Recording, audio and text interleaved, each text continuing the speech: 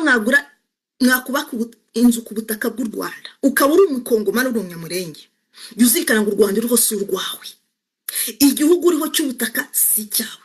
Ntabwo abanyarwanda bazabura aho batura kubera ubugoryi bwanyu. Mu Matane nabo bicanyi bitwa Kagame, mu Matane na Kabarebe, mu Matane na Mubaraka.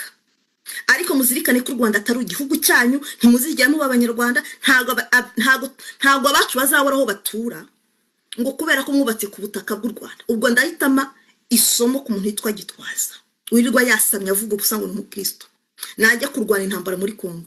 Kiriya kintu yubatse ngo ni iziyo temple.